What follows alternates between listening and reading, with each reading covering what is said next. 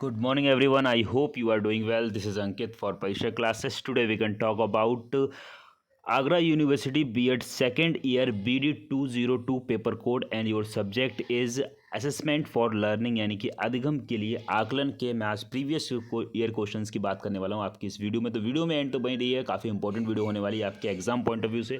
चलिए फिर गाइस चीज़ों को स्टार्ट करते हैं। और उससे पहले आप सभी से कहते हैं जितने भी कैंडिडेट्स चैनल पर फर्स्ट टाइम विजिट कर रहे हैं चैनल को सब्सक्राइब कर बेल आइकन को प्रेस कर लीजिएगा। और इसी के साथ साथ काफ़ी सारे कैंडिडेट्स वीडियो को देखते हैं बट वीडियो को लाइक नहीं करते, तो ये बात गलत है। जो अगर आपको 1% भी वीडियो से कुछ मिलता है तो आप वीडियो लाइक तो कर ही सकते हैं, क्योंकि और तो आपसे कुछ लिया नहीं जा रहा। तो एक लाइक और एक कमेंट प्यारा सा और साथ ही साथ एक शेयर कर सकते हैं, ठीक है। चलिए फिर चीज़ों को स्टार्ट करते हैं। तो आज का पेपर काफ़ी इंपॉर्टेंट है आप सभी के लिए। इंपॉर्टेंट इस वजह से क्योंकि आज 80 क्वेश्चंस आपके आएंगे और 80 यानी कि 80 मार्क्स है आज का पेपर आपका, ठीक है। यानी 80 में से जितने आप क्वेश्चन सही करके आएंगे उतने आपके मार्क्स बनेंगे, तो काफ़ी इंपॉर्टेंट है। प्रीवियस ईयर क्वेश्चन को देख लीजिएगा। और इस वीडियो में बात करने वाला हूँ जो खासकर आपके स्टैटिक का पोर्शन है, यानी कि मीन मीडियन मोड, जिसको हम लोग कह सकते हैं माध्यिका वाले जो क्वेश्चन है आपके वो काफ़ी आएंगे और जो सूत्र वगैरह है वहाँ से भी क्वेश्चन पूछा जाएगा। तो काफ़ी इंपॉर्टेंट वीडियो, सारी चीज़ों को अच्छे से देखेंगे। चलिए फिर आगे बढ़ते हैं और पहले क्वेश्चन को देखते हैं। पहला क्वेश्चन हमारा क्या कह रहा है। तो गाइस ये जो है आपका प्रीवियस ईयर क्वेश्चन है और जिसमें पहला क्वेश्चन जिसमें क्या कहा गया है, थोड़ा सा जूम कर लेते हैं चीज़ों को। फर्स्ट क्वेश्चन में हमसे यहाँ पे पूछा गया है किस प्रकार की प्रश्नावली में प्रश्न पूर्व निर्धारित होते हैं। तो पूर्व निर्धारित जो है संचालनात्मक में भी होता है और असंरचनात्मक में भी होता है, यानी कि ए और बी, यानी कि ऑप्शन सी जो है करेक्ट हो जाएगा, ठीक है। बाकी न्यूमेरिकल बेस्ड भी क्वेश्चन आपके यहाँ आएंगे तो उनको भी हम देखने वाले हैं। सेकंड क्वेश्चन की बात करते हैं। इसमें कहा गया एक परीक्षण पद का वह स्तर जो श्रेष्ठ तथा कमजोर के भेद करता है कहलाता है। तो उसको हम क्या कहते हैं, तो उसको हम लोग रेंज या फिर प्रसार कहते हैं, यानी कि ऑप्शन सी जो है करेक्ट हो जाएगा। नेक्स्ट बात करते हैं थर्ड क्वेश्चन। थर्ड क्वेश्चन में कहा गया माना किसी परिभाषा पद के डीपी 0.9 और डीवी 0.5 तो निम्न में से कौन सा कथन सही है। तो कौन सा कथन सही है, ठीक है। तो यानी कि पदों का या पदों को संशोधित किया जाएगा, यानी कि ऑप्शन डी आपका राइट हो जाएगा। ओके, नेक्स्ट बात करते हैं केली दुधाकरण के उच्च तथा निम्न समूह का सही प्रतिशत कितना होता है। तो सही प्रतिशत आपका होता है 10%, यानी कि ऑप्शन ए राइट हो जाएगा। नेक्स्ट बात करते हैं निम्न में से कौन सा सूत्र नहीं है। तो इनमें से कौन सा फॉर्मूला नहीं है ये पूछा गया, तो यानी कि डी वाला फॉर्मूला नहीं है, ठीक है। बाकी सभी के सभी आपके फॉर्मूले हैं, तो ध्यान रखिएगा इन फॉर्मूलों को भी देख लीजिए कि ये फॉर्मूले भी आपके पूछा जाएगा कि कौन सा फॉर्मूला सही है, यानी कौन सा सूत्र सही है। तो एम बराबर होता है A M plus sigma F D upon N into I. Second बात करते हैं एम नॉट जीरो या एम जीरो या M not is equal to L plus F A divide by F A plus F B into I. Third आता है M D is equal to L plus bracket में N upon two minus C into F B divide by F into I, ठीक है। तो ये तीनों सूत्र सही हैं। नेक्स्ट बात करते हैं आपकी 6 क्वेश्चन। एक अर्ध परीक्षण की विश्वसनीय 0.60 है तो पूर्ण परीक्षण की वैधता होगी। तो ध्यान रखिएगा पूर्ण परीक्षण की वैधता जो होती है वो आपकी होगी 0.75, यानी कि बी ऑप्शन आपका राइट हो जाएगा। नेक्स्ट उपलब्धि परीक्षण का प्रयोग होता है। तो उपलब्धि परीक्षण का प्रयोग आपका दोनों के लिए हो जाएगा, यानी कि क्या तथा कितना अधिगम हुआ अधिगमकर्ता की कमजोरी जानने के लिए, ए और बी दोनों, यानी कि सी ऑप्शन आपका राइट हो जाएगा। नेक्स्ट बात करते हैं सहकर्मी आकलन है। तो सहकर्मी आकलन जो है वो कौन सा होता है। पहले ऑप्शन की बात करें जिसमें कहा गया अपने सहपाठियों के कौशल का आकलन, शिक्षा निष्पादन का आकलन, सहकर्मी निष्पादन का आकलन या माता पिता की अपेक्षा का आकलन, यानी कि ऑप्शन ए आपका करेक्ट हो जाएगा। अपने सहपाठियों के कौशल का आकलन, यानी कि ऑप्शन ए। ओके, नेक्स्ट बढ़ते हैं नाइन्थ में क्या कहा गया आंकड़ों के संकलन एवं विश्लेषण की क्रमबद्ध प्रक्रिया जिसमें निर्णय लिए जाते हैं कहलाता है। तो इसको क्या कहते हैं, इसको हम लोग मूल्यांकन कहते हैं, यानी कि ऑप्शन ए करेक्ट हो जाएगा। नेक्स्ट बात करते हैं नेक्स्ट आता है किसी परीक्षण पद में उत्तरदाता अपने उत्तर को बनाता है। तो उत्तरदाता अपने उत्तर को बनाता है, यानी कि ऑप्शन ए। निबंधात्मक परीक्षण, बहुविकल्पी परीक्षण, सत्य असत्य प्रकार के या सही मेल प्रकार के परीक्षण, तो ऑप्शन ए निबंधात्मक परीक्षण, यानी कि ए ऑप्शन करेक्ट रहेगा। तो 10th में जो पूछा गया था किस परीक्षण पद में उत्तरदाता अपने उत्तर बनाता है, तो खुद से आप बना के लिखते हैं तो आपका निबंधात्मक में आता है, ठीक है। निष्पादन परीक्षण का आशय मापना है। तो निष्पादन परीक्षण का आशय जो मापना होता है वो कौन सा होता है। तो ध्यान रखिएगा पहला ऑप्शन अभिवृत्ति, सेकंड सामान्य बुद्धि, थर्ड किसी गतिविधि की प्रक्रिया का उत्पादन, यानी किसी गतिविधि की प्रक्रिया का उत्पादन, ऑप्शन सी आपका करेक्ट हो जाएगा। नेक्स्ट उपलब्धि परीक्षण मापते हैं। तो उपलब्धि परीक्षण जो है मापते हैं किससे, छात्र क्षमता, व्यक्तिगत विशेषता या फिर ज्ञान अथवा कौशल के निपुण, या धैर्य तथा दृढ़ता। तो ऑप्शन ए राइट हो जाएगा, यानी कि छात्र क्षमता से, बुद्धि या उपलब्धि परीक्षण जिसको बोलते हैं, ठीक है, उपलब्धि परीक्षण छात्र क्षमता से। नेक्स्ट आता है आपका मापन का सबसे ऊंचा स्तर कौन सा है। तो मापन का सबसे ऊंचा स्तर जो है वो अनुपात स्तर होता है, यानी कि ऑप्शन डी करेक्ट हो जाएगा। 14th नैदानिक थर्मामीटर उदाहरण है। तो नैदानिक थर्मामीटर आपका जो उदाहरण है वो आपका हो जाता है क्रमिक मापनी और सम अंतराल मापनी, यानी ए और सी दोनों, सी ऑप्शन आपका राइट हो जाएगा, ठीक है। एक मिनट, ये वाला है आपका नैदानिक थर्मामीटर जो है आपका। नेक्स्ट जो ऑप्शन है किसी मापनी का वस्तुनिष्ठ या वास्तविक शून्य बिंदु है। तो वास्तविक शून्य बिंदु है वो आपका कौन सा होता है। तो ध्यान रखिएगा, वास्तविक शून्य बिंदु आपका अनुपातिक मापनी होता है, यानी कि बी ऑप्शन जो है आपका करेक्ट ऑप्शन हो जाएगा।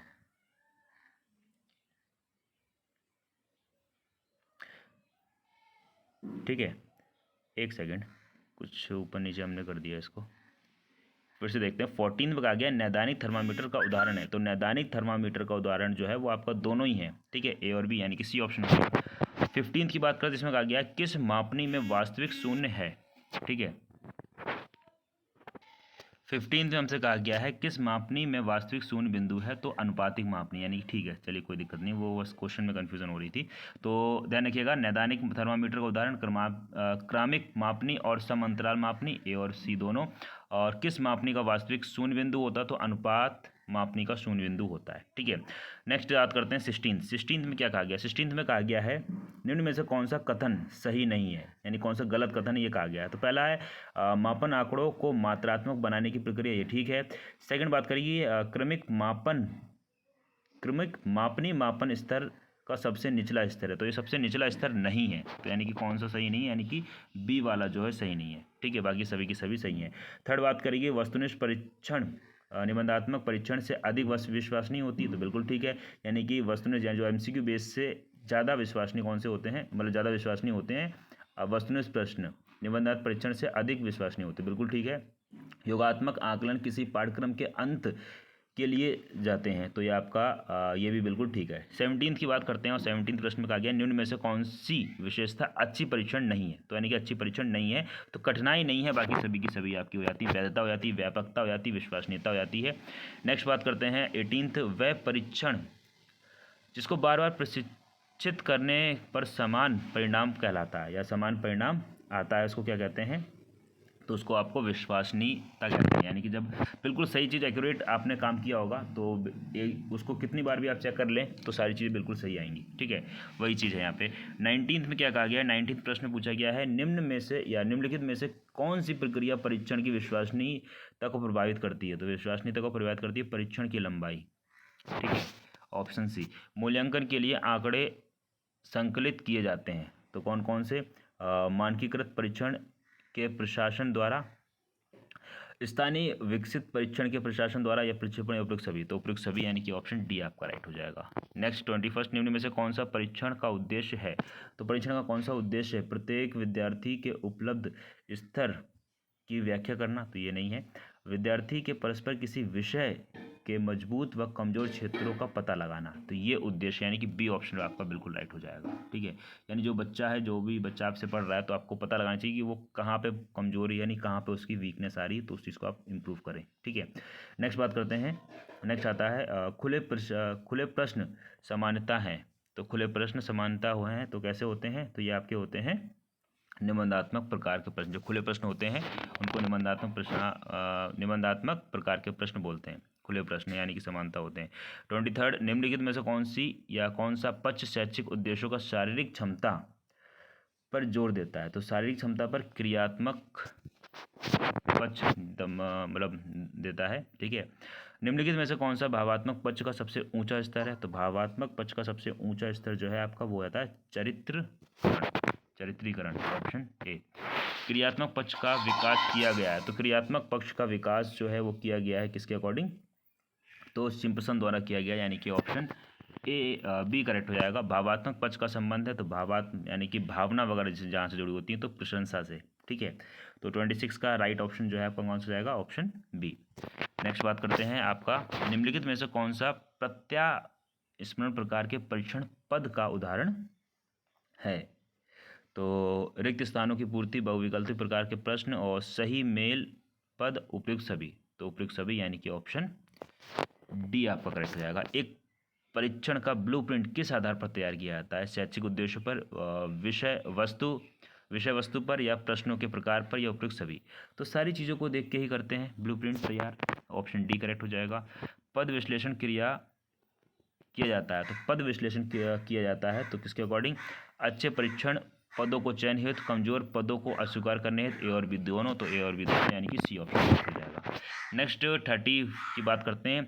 IQ लेवल यानी कि जो बुद्धि लब्धि का फॉर्मूला होता है वो होता है MA/CA/100, यानी कि mechanical age upon chronicle age, mental age upon chronicle age into 100, यानी कि ऑप्शन बी आपका बिल्कुल करेक्ट रहेगा। इसको अच्छे से ध्यान रखिएगा, क्वेश्चन ये आएगा और इससे संबंधित यानी इसको किस तरीके से अप्लाई करना है वो भी क्वेश्चन पूछा जा सकता है। 31 की बात करते हैं, जिसमें बात करी गई है क्या? 31 में पूछा गया निम्नलिखित में से कौन सा मनोवैज्ञानिक परीक्षण बुद्धि के मापन से संबंधित है? तो कौन सा बुद्धि के मापन से संबंधित है? तो ध्यान रखिएगा, प्रसंगात्मक बोध परीक्षण देते हैं, ऑप्शन सी।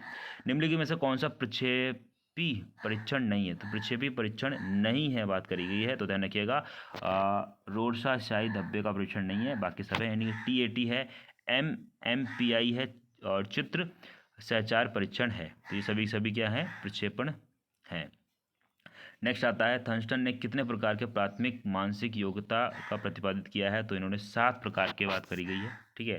तो इसका राइट ऑप्शन जो है आपका हो जाएगा ऑप्शन सी। निम्नलिखित में से कौन सा बुद्धि के मापन को ऋणात्मक रूप से प्रभावित करता है? तो ऋणात्मक रूप से प्रभावित करता है तो अवसाद भी करता है, पदार्थ का उपयोग भी करता है, निद्रा विकार भी करता है, उपयुक्त सभी। तो यहाँ पे ऑप्शन डी आपका राइट हो जाएगा। ओके, नेक्स्ट 35 पे आते हैं, और जल्दी से वीडियो को लाइक कर दीजिए, शेयर कर दीजिए और एक पॉजिटिव कमेंट शेयर कर दीजिए, ठीक है। नेक्स्ट बात करते हैं, किस जनसंख्या का औसत IQ माना जाता है? यानी कि नॉर्मल जनसंख्या के, यानी कि नॉर्मल IQ लेवल कितना होता है? ध्यान रखिएगा, परिभाषा के अनुसार 100, ठीक है। नेक्स्ट बात करते हैं, सृजनात्मक व्यक्ति समानता होते हैं। तो सृजनात्मक व्यक्ति समानता कैसे होते हैं? तो यानी कि नवचारित होते हैं, यानी कि ऑप्शन सी। प्रक्षेपी प्रविधि सबसे अधिक उपयोग होती हैं अनुसंधान कार्य, मानसिक चिकित्सा, विद्यालय या सैनिकों की भर्ती में? तो सैनिकों की भर्ती में, ऑप्शन डी, ठीक है। नेक्स्ट बात करते हैं, भाटिया बैटरी बुद्धि परीक्षण में है। तो भाटिया बैटरी बुद्धि परीक्षण में 5 उप परीक्षण है, यानी कि ऑप्शन बी आपका राइट हो जाएगा, ठीक है। नेक्स्ट बात करते हैं, शाब्दिक मापनी WAIS में है। तो WAIS में कितने हैं? तो ये अभी आपके कितने हैं? 6 उप परीक्षण हैं इसमें भी, ठीक है। प्रतिभाशाली आते हैं, तो प्रतिभाशाली ध्यान रखिएगा 140 से ऊपर के व्यक्ति आते हैं, यानी कि ऑप्शन डी आपका यहाँ पे करेक्ट हो जाएगा। प्रतिभाशाली यानी कि IQ, यानी जो इसकी चार्ट है उसको आप लोग देख लीजिएगा, बाकी मैं आपको शेयर कर दूंगा उसके बारे में भी, तो उसको भी एक बार देख के जाइएगा, वहाँ से भी क्वेश्चन आपका बनेगा एक ना एक। प्रसिद्ध मनोवैज्ञानिक बिने थे, तो ये जो बिने वैज्ञानिक थे ये आपके फ्रांसीसी के थे, यानी कि सी ऑप्शन। प्रौढ़ सृजनात्मकता सफलता मापी जाती है, तो प्रौढ़ सृजनात्मकता सफलता जो मापी जाती है वो आपकी गिलफोर्ड परीक्षण द्वारा नापी जाती है, बी ऑप्शन राइट हो जाएगा। निम्न में से कौन सा कथन सही नहीं, यानी कि एक कथन गलत है, कौन सा गलत है ये हमसे पूछा है। ऑप्शन ए में कहा गया एक परीक्षण बिना वैधता के विश्वसनीय हो सकते हैं। सेकंड बात करी गई है, एक परीक्षण बिना वैधता के विश्वास नहीं होता। तो देखिए, जब तक कोई चीज़ वैध नहीं होगी तब तक उस पर विश्वास कैसे कर सकते हैं? तो ऑप्शन ए ही यहाँ पे आपका करेक्ट हो जाएगा, यानी कि यही ऑप्शन गलत है, बाकी सभी के सभी सही हैं। तो पूछा गया था कौन सा सही नहीं है, और सही कौन कौन से उनको भी देख लीजिए, क्योंकि क्वेश्चन आपके आते हैं, ठीक है। एक परीक्षण वैध नहीं हो सकता बिना विश्वसनीयता के, तो ये बिल्कुल बात थी। एक परीक्षण वैध तब तक नहीं हो सकता जब तक आप उस पर विश्वास नहीं करेंगे।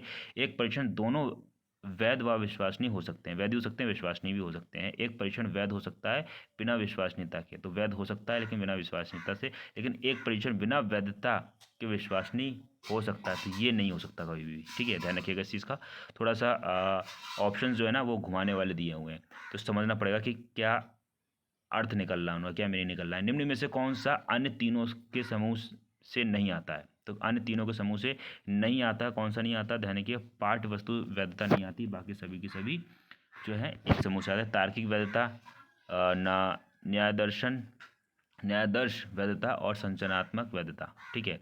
नेक्स्ट, प्रक्षेपण परीक्षण की प्रमुख सीमाएं हैं। तो प्रक्षेपण परीक्षण की प्रमुख सीमाएं जो हैं, ये व्यक्तिगत परीक्षण होते हैं, ये विश्वसनीय तथा वैध नहीं होते हैं, इनके प्रशासन तथा अंकन में उच्च विशिष्ट प्रशिक्षण की आवश्यकता होती है और ये बहुत खर्चीले होते हैं। तो बेस्ट ऑप्शन जो है आपका कौन सा आएगा? ऑप्शन सी, इनके प्रशासन तथा अंकन में उच्च विशिष्ट प्रशिक्षण की आवश्यकता होती है। ओके, 46, एक व्यक्तिगत अध्ययन की सीमाएं होती हैं। तो एक व्यक्तिगत अध्ययन की सीमाएं कैसी होती हैं? वृहद जनसंख्या के लिए इनके परिणाम का सामान्यीकरण नहीं किया जा सकता, इनमें समय अधिक लगता है, ए और बी दोनों। तो ए और बी यानी कि सी ऑप्शन। अब बात करेंगे CGPA का पूरा नाम क्या है, तो ध्यान रखिएगा, cumulative grade point average. Option A correct हो जाएगा। इसकी फुल फॉर्म क्या है? Cumulative grade point average. व्यक्तिगत त्रुटि किस परीक्षण को कम की जा सकती है, उसे बनाकर बताएं। तो व्यक्तिगत त्रुटि जो है किस चीज़ से कम की जा सकती है, तो यानी कि वैध से की जा सकती है, यानी कि ऑप्शन सी। निम्न में से किसका मान सबसे अधिक होता है? तो किसका मान सबसे ज़्यादा होता है? तो मध्य मान का मान सबसे ज़्यादा होता है, यानी कि ऑप्शन ए करेक्ट हो जाएगा। ठीक है, नेक्स्ट बात करते हैं, क्रमागत विधि द्वारा सहसंबंध गुणांक निकालने की विधि है, तो कौन सी विधि है? तो यहाँ पे कार्ल पियर्स ने कहा। ठीक है, या क्रमांतर विधि द्वारा सहसंबंध गुणांक निकालने की विधि को ही क्या कार्ल पियर्सन कहते हैं। ठीक है, नेक्स्ट 51, सहसंबंध गुणांक का प्रसार है। तो सहसंबंध गुणांक के प्रसार जो है कौन से हैं? तो ध्यान रखिएगा -1 से +1 तक। किसके? सहसंबंध की बात करेगी, यानी कि इक्वल की यहाँ पे बात करेगी। ठीक है, तो इस चीज़ का थोड़ा सा ध्यान रखिएगा, ऑप्शन ए। अब यहाँ पे क्वेश्चन आया है 52। अब ये काफ़ी इंटरेस्टिंग क्वेश्चन है और इसके बारे में आपको मालूम चाहिए। फर्स्ट ऑफ ऑल इसके फॉर्मूले के बारे में मालूम होना चाहिए। सबसे पहले बात करता हूँ यहाँ पे मध्यांक। तो गाइस मध्यांक एक्चुअली में होता क्या है, इसका सूत्र क्या होता है? ध्यान देखिए, मध्यांक जो है आपका, इसको हम लोग क्या बोल देते हैं, माध्यिका जो होती है, माध्यिका को ही हम लोग मध्यांक बोलते हैं। ठीक है, और इसी इंग्लिश में इसको मीडियन बोल देते हैं। तो इसका सिंपल से निकालने का जो फॉर्मूला होता है वो क्या होता है?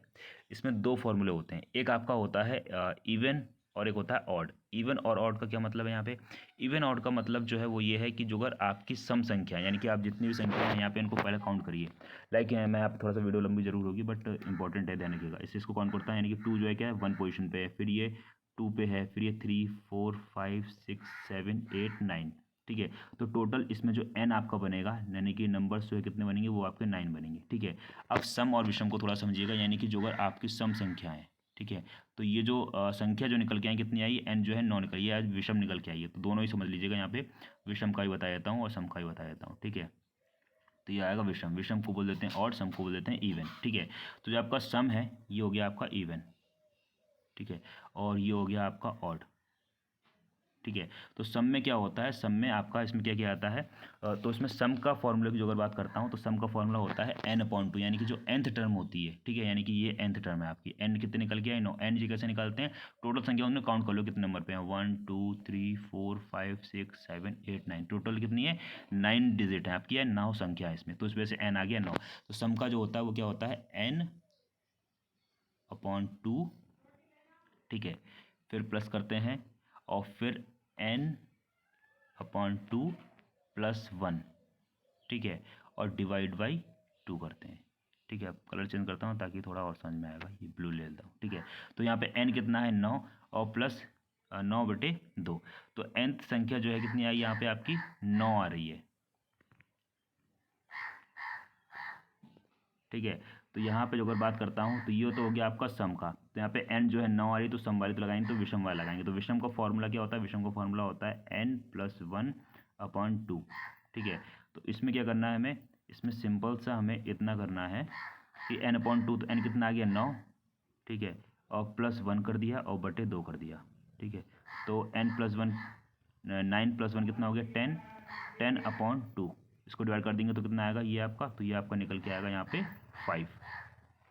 ठीक है, तो ये 5 जो निकल के आया, ये आंसर नहीं निकल के आया, ये आपकी 5th टर्म निकल के आई। यानी तो 5th टर्म यानी 5 में नंबर पे कौन सी डिजिट है वो आपका आंसर होगा। तो ध्यान रखिएगा 1 2 3 4 5, तो 5वें नंबर पे आपका 7 डिजिट है, तो यानी कि 7 आपका इसमें राइट ऑप्शन हो जाएगा। ठीक है, फॉर्मूलों को समझ लीजिएगा एक बार। ठीक है, बाकी वीडियो को लास्ट में मैं सारे फॉर्मूलों को लिखा है उसको और आराम से समझा दूंगा, तो यहाँ पे आपको समझ में आ गया होगा। ठीक है, और दूसरा क्या है इसका डायरेक्ट तरीका क्या होता है निकालने का, ये तो विषम था तो आप आराम से निकाल। दूसरा क्या होता है इसका तरीका कि डायरेक्ट आप इस तरीके से जैसे विषम था तो आपने इससे निकाल दिया, बाकी विषम जोगर है तो डायरेक्ट भी आप निकाल सकते हैं। पहले हमने काउंट कर लिए स्टार्टिंग के 4 और लास्ट के 4, देख लीजिए 1 2 3 4, जो बचता है वो आपका आता है 7, तो यहाँ से भी आपका निकल के आ गया 7 मध्यांक। ठीक है। दूसरा जो अगर यहाँ पे जो अगर ये 9 की जगह जो अगर 10 डिजिट होंगे तो कैसे निकालेंगे? 10 डिजिट जो अगर यहाँ पे होते हैं तो आपको जो भी मैंने सूत्र बताया उस तरीके से निकालना पड़ेगा। ठीक है। 10 होगा तो यानी क्या करना है, तो n/2 लिखना है, फिर n/2 + 1 करना है उसमें। ठीक है। फिर डिवाइड बाई 2 करना है, तो उसमें nth टर्म निकल के आएगी आपकी, जो भी nth टर्म होगी, और उसके अकॉर्डिंग आपको करना होगा। ठीक है। नेक्स्ट बात करते हैं HD निकालने का फॉर्मूला। ठीक है। तो सिंपल डेविएशन की बात करते हैं तो इसका जो राइट फार्मूला होता है, यानी कि राइट सूत्र होता है, वो आपका होता है HD, यानी कि 1/n रूट में n sigma FD² minus sigma FD²। ठीक है।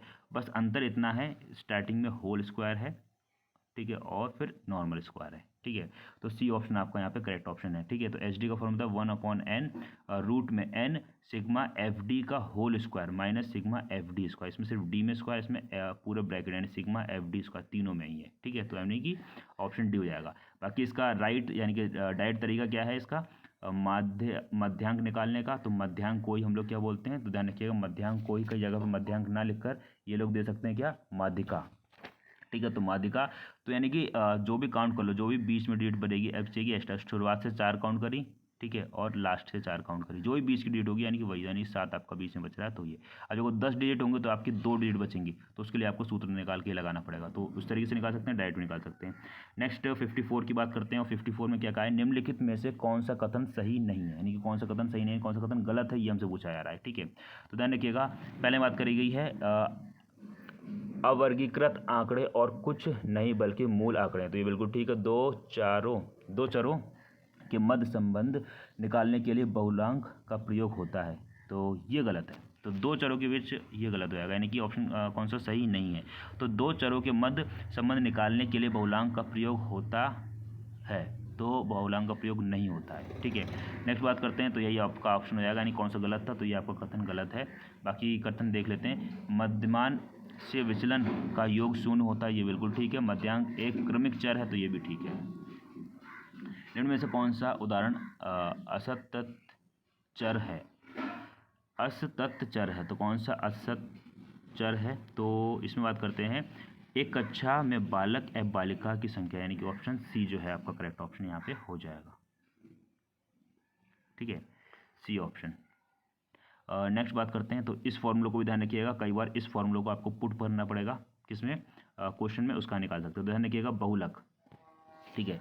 बहुलक की जो इंग्लिश में बात करते हैं तो इसको बहुलक को हम लोग मोड बोल देते हैं। बहुलक का फॉर्मूला होता है बहुलक बराबर 3 फिर ब्रैकेट में मध्यांक माइनस मध्यमान, यानी कि ऑप्शन ए जो है आपका करेक्ट हो जाएगा। बहुलक बराबर 3 फिर ब्रैकेट में मध्यांक माइनस 2 मध्यमान। ठीक है। तो पहले आपको 2 से गुणा करना पड़ेगा मध्यमान का, फिर आप माइनस करेंगे और फिर आखिरी जो निकल के आएगा उसको 3 से गुणा करना पड़ेगा। ठीक है। जेड का स्कोर प्रसार होता है, तो जेड का स्कोर जो प्रसार होता है आपका वो होता है माइनस सिग्मा से लेकर प्लस सिग्मा, तो ध्यान रखिएगा यहाँ पे ऑप्शन सी करेक्ट हो जाएगा।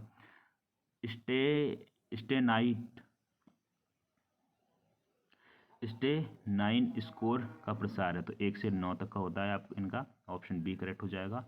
नेक्स्ट बात करते हैं, टी स्कोर का सही सूत्र कौन सा, तो इसमें से कौन सा सही सूत्र, तो टी बराबर 10x minus M sigma plus 50, तो यानी कि ऑप्शन डी आपका करेक्ट हो जाएगा।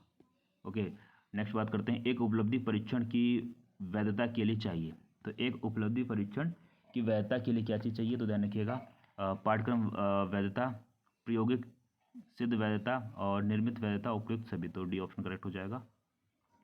नेक्स्ट आता है आपका, वैधता से संबंध में कौन सा कथन सही नहीं है, यानी कि कौन सा कथन गलत है, ये पूछा गया है। ठीक है। तो ध्यान रखिएगा, इसमें ऑप्शन सी जो है आपका वो गलत है, यानी कि मनोविज्ञान व शिक्षा में कोई भी परीक्षण पूर्ण रूप से वैध नहीं है, तो ये गलत है, बाकी सभी सही हैं। एक परीक्षण को मानकीकृत बनाने के लिए ज्ञान की जाती है उसकी विश्वसनीयता, वैधता, मानक, उपयुक्त सभी, तो सारी चीज़ों का होता है, यानी कि ऑप्शन डी राइट। ग्रेडिंग प्रक्रिया के संबंध में कौन सा कथन सत्य नहीं है, यानी कौन सा गलत है, ये पूछा गया है। ठीक है। तो ग्रेडिंग आकलन की परंपरागत विधि नहीं है। ठीक है। तो ये परंपरागत विधि नहीं है, ऑप्शन डी गलत है, बाकी सभी सही है। यह छात्रों के मध्य अवसर प्रतिस्पर्धा को दूर करता है, बिल्कुल ठीक। यह सामाजिक दबाव को कम करता है, यह आनंदपूर्ण तथा तनावपूर्ण अधिगम को बढ़ावा देता है, ये भी ठीक है। नेक्स्ट, निम्नलिखित में से कौन सा मापन का गुणात्मक उपकरण है? तो प्रक्षेपण, साक्षात्कार दोनों, यानी कि सी ऑप्शन राइट। विश्वसनीयता के संबंध में कौन सा कथन सही नहीं है? तो कौन सा गलत है ये पूछा गया है। तो ध्यान रखिएगा इसमें, यह परीक्षण की लंबाई पर निर्भर नहीं करता है। तो ऑप्शन बी जो है वो गलत है, बाकी सभी सही है। और निम्नलिखित में से कौन सा संबंध सही नहीं है या सही है? कौन सा संबंध सही है ये पूछा गया है, ठीक है। तो इसमें कौन सा संबंध सही है ये पूछा गया है। तो ध्यान रखिएगा, पहला पुनर्परीक्षण विधि, स्थिरता गुणांक ठीक है। नेक्स्ट आता है समानता प्रारूप विधि, समानता गुणांक, ये भी ठीक है। अर्ध विटापन विधि और अंतराल समांतर गुणांक, ये भी ठीक है, यानी कि ऑप्शन डी आपका राइट हो जाएगा। परिवर्तन त्रुटि को कम किया जा सकता है, परीक्षण को अधिक। तो यह किसका हो जाएगा आपका? तो ये आपका हो जाएगा वस्तुनिष्ठ प्रकार के। तो क्या कहा गया इसमें कहा गया परिवर्तन त्रुटि को कम किया जाए। तो यानी परिवर्तन त्रुटि को कम किसमें? वस्तु, यानी एमसीक्यू बेस्ड क्वेश्चन में कम हो जाती है ये चीज़, ठीक है। निम्नलिखित में से कौन सा कथन सही नहीं है, यानी कौन सा कथन गलत है ये पूछा गया है। तो निबंधात्मक परीक्षण वस्तुनिष्ठ परीक्षण से अधिक विश्वसनीय होता है, गलत है, क्योंकि विश्वसनीय तो आपके एमसीक्यू बेस होते हैं, क्योंकि इसमें आपको पूरा मिलेगा या फिर कुछ नहीं मिलेगा, ठीक है। क्रिया सूचक शब्द प्रत्यास्मरण आता है। तो क्रिया सूचक शब्द जो प्रत्यास्मरण आता है तो यह आपका किसके अंतर्गत है? तो मूल्यांकन के अंतर्गत आता है, यानी कि ऑप्शन डी करेक्ट हो जाएगा। क्रिया सूचक शब्द प्रत्यास्मरण आता है किसका? मूल्यांकन में। नेक्स्ट आता है RCEM का पूरा नाम क्या है? तो regional college of education Mysore, C option आपका यहाँ पे करेक्ट हो जाएगा, regional college of education Mysore. इसी के साथ साथ मैंने बताया ना कि लास्ट में जो मैं आपको फॉर्मूला बताने वाला हूँ काफ़ी इंपॉर्टेंट है, तो ध्यान रखिएगा, इन सभी को अच्छे से समझ लीजिएगा। देखिए, मीन जिसको माध्य बोलते हैं, ठीक है, माध्य निकालने का जो फॉर्मूला होता है, जैसे औसत निकालते हैं, जितने भी डिजिट दिए होंगे सभी को टोटल करना है और जितनी डिजिट होता है उतने डिजिट से आपको भाग कर देना है, ठीक है। तो ये चीज़ आपका हो जाता है मीन, माध्य या फिर माध्यमान बोल देते हैं, या फिर इसको औसत भी बोल देते हैं, ठीक है। मीडियन यानी कि माध्यिका या मध्यांक जिसको बोलते हैं। अब यहाँ पे देखिए जो ऐसे बात करी थी, यानी कि इसमें क्या होता है, बीच की संख्या को उठा लेते हैं, ठीक है। ऑड होगा तो आपको बीच की संख्या ऐसे निकल आएगी। जो अगर इवन होता है तो क्या करना होता है, जो भी जितनी भी संख्या होती हैं उन सभी संख्या में बटा 2 कर देते हैं, ठीक है। और उसके बाद में उसके आगे वाली संख्या में भी एक उसको जोड़ देते हैं, फिर क्या करते हैं, उसको डिवाइड कर देते हैं। जो भी संख्या होती हैं जो निकल के आता है उस संख्या को उठा के रख लेते हैं, ठीक है। जैसे मान लीजिए यहाँ पे मैंने बात कर लेता हूँ 1 2 3 4। तो अब ये 4 संख्या है, ठीक है। तो 4 संख्या इसमें n की डिजिट कितनी होगी? तो यानी 1 2 3 4 4 संख्या है इवन के अकॉर्डिंग, तो इवन आया, यानी कि 4 क्या है? इवन है, ठीक है। इस डिजिट से मतलब नहीं है, 1 2 3 4 काउंटिंग से मतलब है, यहाँ पे कुछ भी हो सकता है मैंने, ठीक है। तो यहाँ पे चौथी संख्या जो है यानी 4 संख्या है, ठीक है। तो 4/2, 4/2 यानी कि 2 आ गया, ठीक है। ऐसे ही 2 आ गया, फिर क्या करें, n/2 यानी 4 है, n/2 यानी कि 2/2 प्लस 1 तो कितना आ गया? 3। तो 3 2 कितना हो गया? 5, ठीक है। तो 5 बटे हम क्या करेंगे, 5/2, ठीक है। इस तरीके से इसका आंसर निकाल के लेकर आएंगे, ठीक है।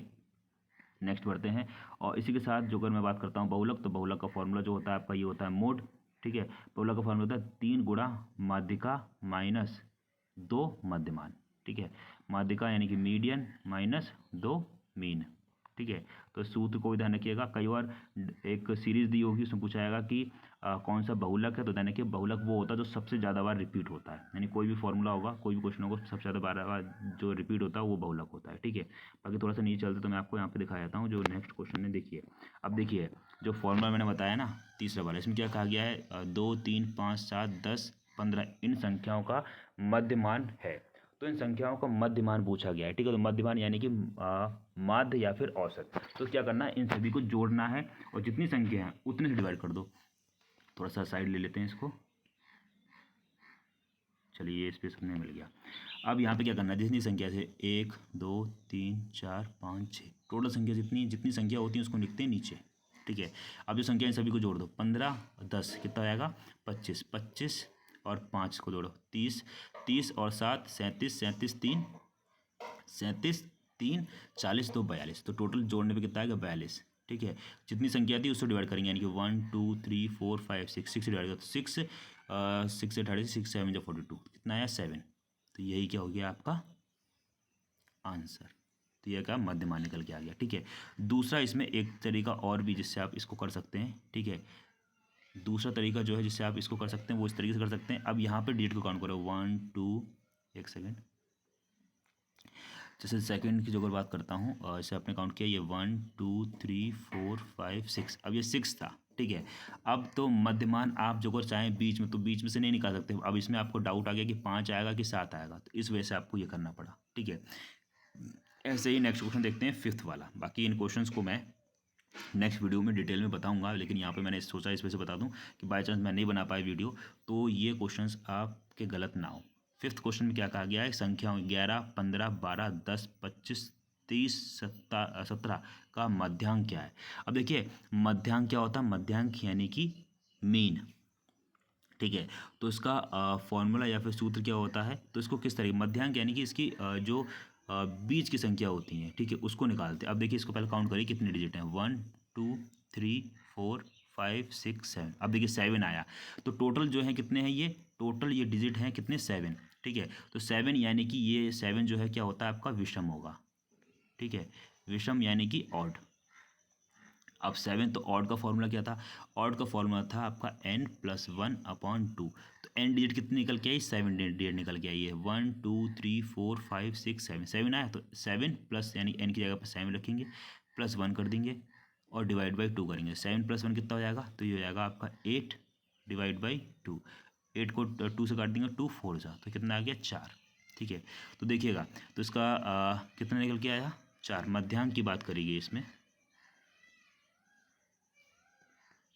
एक सेकेंड, चलिए तो बिल्कुल ठीक निकल के आया, यानी कि हमारा 2 निकल के आया था। ठीक है, जो 2 निकल के आया तो 2 का मतलब क्या है, यानी कि ये टूथ टर्म निकल के आया, यानी सेकंड टर्म। तो सेकंड टर्म पे कौन सा आ रहा है, 15 आ रहा है, तो इसमें से क्या हो गया 15 आपका राइट आंसर, यानी कि ए ऑप्शन आपका करेक्ट ऑप्शन है। ठीक है, एक बार फिर से इसको देख लीजिए।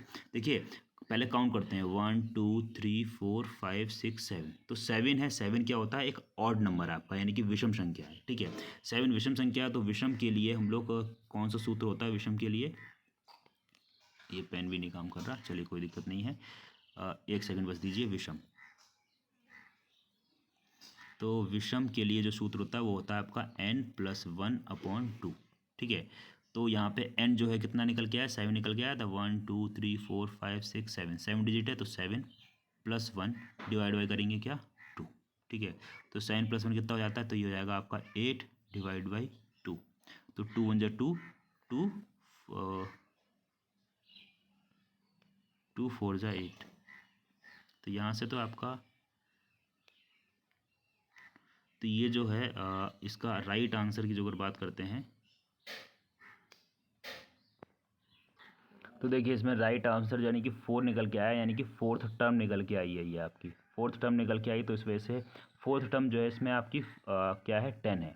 अब 10 तो ऑप्शन में ही नहीं दिया इन लोगों ने, तो इस वजह से 10 से बड़ी संख्या देखिए, तो 10 से बड़ी संख्या कौन सी आ रही, 15, तो इस वजह से यहाँ पे इन्होंने 15 लिया, लेकिन 15 जो है आंसर गलत है। सही प्रोसेस जो है आपका यही है, आप इसी तरीके से करके आइएगा, बिल्कुल सही होगा आपका आंसर। ठीक है, चलिए आगे बढ़ते हैं और बहुलक को भी देख लेते हैं। तो बहुलक का भी हमने सूत्र देखा था, यहाँ पे मैंने आपको बताया था, ये जो ऊपर दिया हुआ बहुलक का, देखिए ये बहुलक का एक सूत्र तो ये होता है 3 गुणा माध्यिका माइनस मध्यमान। दूसरा क्या होता है, जो अगर आपको पूरी सीरीज दी हुई है तो उसमें सबसे ज़्यादा बार जो अंक आया है वही अंक आपका बहुलक होता है। ठीक है, तो ये एक शॉर्ट ट्रिक है या शॉर्ट ट्रिक है, तो उसको देखिएगा। तो यहाँ पे क्या करा गया है, ठीक है, यहाँ पे इन्होंने करा है, यानी कि पूरी डिजिट दे दी गई। ठीक है, तो उसमें बहुलक पूछा है, बहुलक कौन सा, तो बहुलक वो होता है, ठीक है, एक तो सूत्र है आपका, सूत्र जो भी मैंने बात करी, ठीक है, यानी कि 3 मध्यांक माइनस 2 माध्य। ठीक है, और यहाँ पे बात करेगी पूरी सीरीज दी हुई है, तो सीरीज में कितने, यानी कि बहुलक, यानी कि एक ही डिजिट सबसे ज़्यादा बार आई है, तो सबसे ज़्यादा बार कौन सी है, 5 को देखते हैं, 5 कितनी बार आई है, 5 1 2 3 4 5, 5 जो है 5 बार आई है। और कोई डिजिट है जो 5 से ज़्यादा बार आई हो, ठीक है, तो 6 जो है कितनी बार आई है, एक ही बार आई, 7 एक ही बार आई है, 8 जो है 2 बार आई है, और 3 वो भी एक बार। तो बहुलक जो है क्या हो जाएगा आपका, बहुलक आपका हो जाएगा 5, यानी कि ऑप्शन ए आपका बिल्कुल करेक्ट हो जाएगा। ठीक है, तो ये डायरेक्ट तरीका है करने का। ठीक है, तो उम्मीद करता हूँ यहाँ पे चीज़ें समझ में आ गई होंगी। तो इन जो फॉर्मूले मैंने लिखा है, इन फॉर्मूलों को अच्छे से समझ लीजिएगा, पढ़ लीजिएगा। ठीक है, क्योंकि अब लास्ट टाइम पे तो यही कर सकते हैं। ठीक है, क्योंकि ये जो आपका लर्निंग या असेसमेंट फॉर लर्निंग है, ये आपका कह सकते हैं काफ़ी आकलन के लिए होता है। ठीक है, कि आप किस तरीके से बच्चों को सारी चीज़ें निकालेंगे, काफ़ी सारे स्टूडेंट होंगे तो किस तरीके से सबका आकलन करेंगे, तो इस वजह से सारी चीज़ें होती हैं। ठीक है, तो उम्मीद करता हूँ यहाँ तक सारी चीज़ें आपको समझ में आई होंगी। समझ में आई हो तो वीडियो को लाइक कर दीजिएगा। बाकी चैनल पर फर्स्ट टाइम विजिट कर रहे हैं, चैनल को सब्सक्राइब कर बेल आइकन प्रेस कर लीजिएगा। और इसी के साथ आपको बता दें, जो IQ लेवल यानी कि बुद्धि लब्धि परीक्षण है, उसको अच्छे से देख लीजिएगा कि कौन कौन सा है, तो वहाँ से क्वेश्चन जरूर फंसेगा आज। ठीक है, मिलते हैं नेक्स्ट वीडियो में, तब तक के लिए thanks for watching, have a nice day, जय हिंद, जय Bharat, love it my dear friends, thank you so much, all of you, take care and bye bye.